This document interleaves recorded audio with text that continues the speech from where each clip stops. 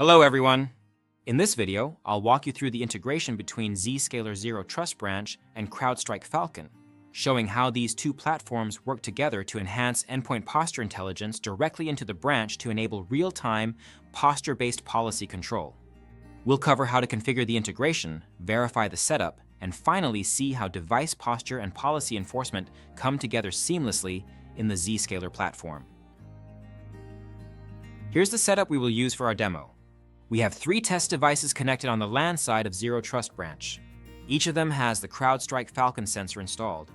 The ZTB connects upstream to the WAN and communicates with the CrowdStrike cloud through APIs. This integration lets ZTB continuously pull in endpoint telemetry, such as device details, OS information, patches installed, and the CrowdStrike Zero Trust Assessment Score.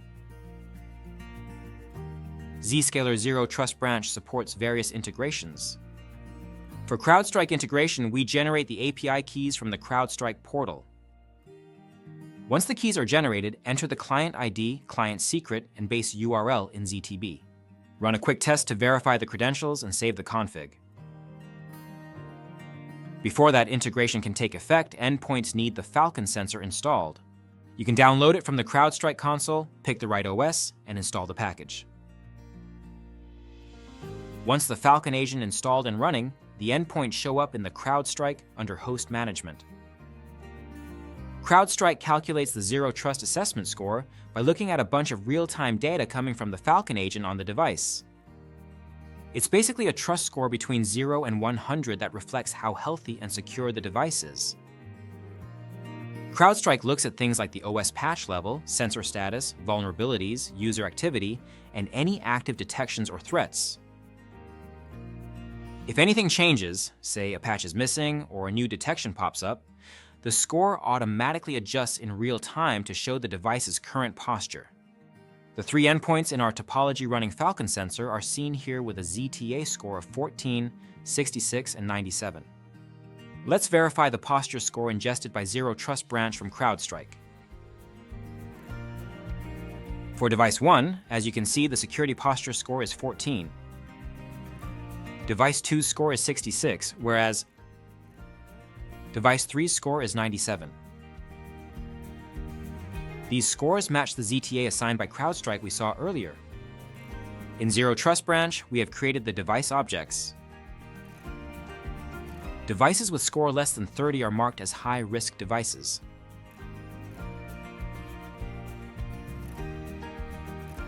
For devices that have the security posture score in the range of 30 to 70 are declared as the medium-risk devices, whereas the devices with a score of greater than 70 are considered as a low risk. In ZTB segmentation policies, we consume the device objects we just saw. We have configured 3 policies here. All traffic sourced from a low-risk device with a score greater than 70 is allowed. Traffic sourced from a high-risk device with a score less than 30 is blocked, whereas if the traffic is sourced from a medium-risk devices with a posture score ranging from 30 to 70, we only allow ICMP. With firewall policies in place using low, medium, and high-risk device objects, let's verify the access. This is device 1. As you can see, it is micro-segmented in a network of 1 with subnet mask of /32. All traffic from this high-risk device with a score of 17 is blocked.